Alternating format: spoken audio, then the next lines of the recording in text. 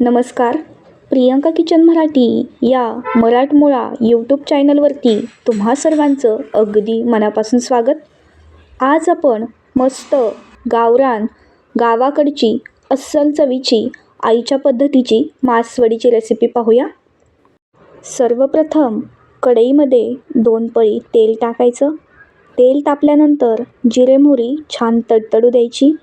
त्यानंतर आपण इथे खलबत्त्यामध्ये बराचसा लसूण, बऱ्याचशा हिरव्या मिरच्या आणि चवीपुरतं मीठ घालून ठेचा बारीक करून घेतला. तो ठेचा छान तेलामध्ये परतवून घेतल्यानंतर त्यामध्ये 2 चमचे हळद घालून घेतली. आता छान हळदीमध्ये हा ठेचा मिक्स करून घ्यायचा आहे. ठेचा चांगला मिक्स करून झाल्यानंतर त्यामध्ये अगदी थोडीशी बारीक चिरलेली कोथिंबीर टाकून घ्यायची. त्यानंतर 2 तांबे आपल्याला इथे पाणी घालायचं आहे. आता या पाण्याला खळखळून उकळी येऊ द्यायची. उकळी आल्यानंतर थोडंसं हलवून घ्यायचं आणि त्यानंतर असं थोडं थोडं बेसन पीठ घालून हे छान फेटून घ्यायचं. जसं जसं तुम्ही थोडं थोडं बेसन पीठ घालून हे फेटत राहाल तसं तसं त्याला घट्टपणा यायला सुरुवात होईल. आणि ज्या तुम्हाला इथे गाठी दिसत असतील त्या गाठीसुद्धा या फोडून घ्यायच्या आहेत. मासवडी तुम्हाला पोळपाटावरती हाताने व्यवस्थित थापता येईल अशा पद्धतीने तुम्हाला हे मासवडीचं थापायचं पीठ तयार करून घ्यायचं आहे. भरपूर यामध्ये घट्टपणा आलेला आहे. तर आता थोडीशी एखादी गाठ जर तुम्हाला अशी वाटते आहे तर तुम्हाला असं उलटण्याने सुद्धा एखादी राहिलेली गाठ फोडून घ्यायची आहे, जेणेकरून आपल्या या मासवडीच्या तयार केलेल्या पिठामध्ये कसलीच गाठ आढळून येणार नाही. तर पहा, आता इथे आपलं मासवडीचं थापण्यासाठी पीठ तयार झालेलं आहे. या पिठाला आपण साधारण 5 मिनिटे वाफवून घेतलं. तर वाफवून घेतलेलं हे पीठ थोड्या वेळ आपण साईडला ठेवून देऊ. तोपर्यंत आपण मासवडीचं सारण बनवायला घेऊ. सारण अगदी सोप्या पद्धतीने बनवू. त्यासाठी खसखस आणि खोबरं मिक्सरला बारीक करून घेतलं.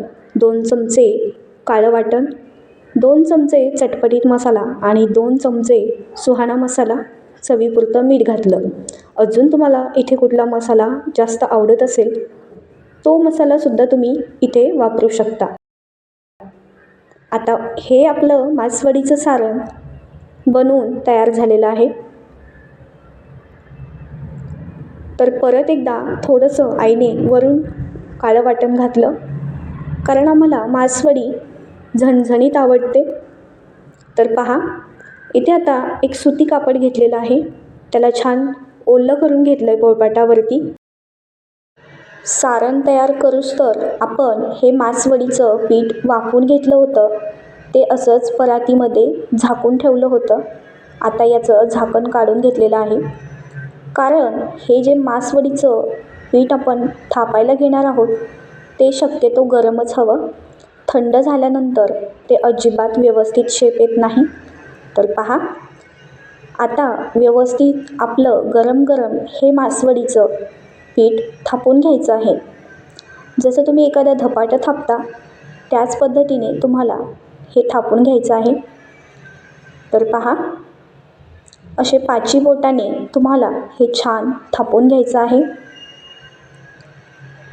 तर आता आपलं हे पीठ थापून झालेलं आहे. आता यावरती आपण तयार केलेलं मासवडीचं सारण मासवडीवरती भरून घेऊया.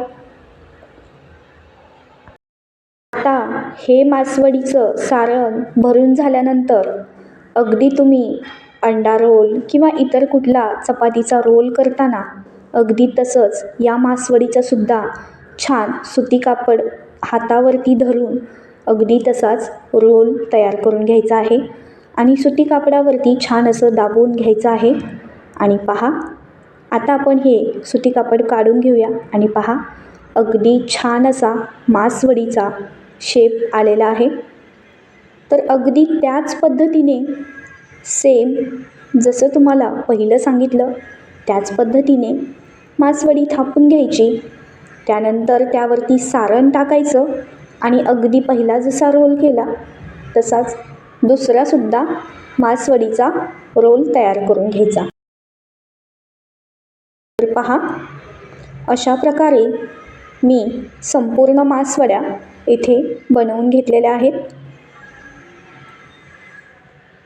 तर चला आता या मासवड्या आपण कट करून घेऊया. रंग किती सुरेख दिसतोय ना मासवडीचा. तर पहा, सगळ्या मासवड्या आपल्या छान अशा कट करून घेतलेल्या आहेत.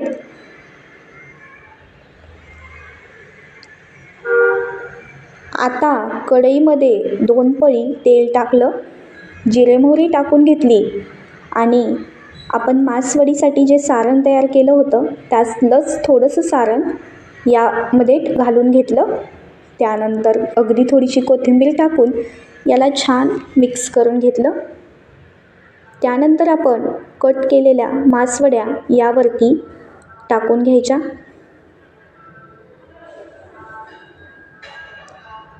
तर पहा, आता संपूर्ण मासवड्या इथे मी टाकून घेतलेल्या आहेत. तर आता या मासवड्या तुम्हाला एकजीव करून घ्यायच्या आहेत. तर त्या कशा करायच्या?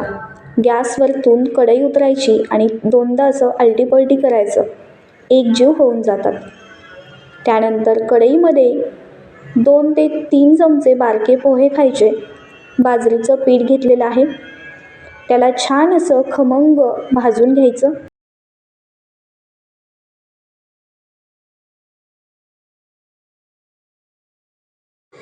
बाजरीचं पीठ भाजून घेतल्यानंतर त्याच कढईमध्ये 2 पळी तेल टाकायचं, जिरे मोहरी घालून घ्यायची आणि त्यानंतर आता जे बाजरीचं पीठ तुम्ही खमंग भाजून घेतलं आहे त्यामध्ये तुम्हाला पाणी घालून घ्यायचं आहे आणि थोडंसं असं हे पातळ करून घ्यायचं आहे. 1 ग्लासभर इतकं पाणी घालायचं.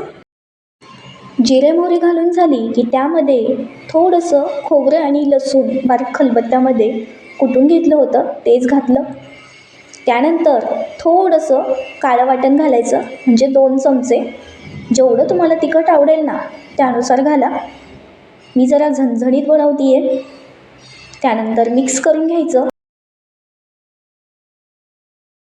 मिक्स करून घेतल्यानंतर आपण जे खमंग बाजरीचं पीठ भाजून घेतलं होतं त्यामध्ये 1 ग्लास पाणी घातलं होतं, तेच पाणी यामध्ये घालून घ्यायचं. परत त्याला थोडंसं विसळून पाणी घालून घ्यायचं आणि परत छान हलवून घ्यायचं.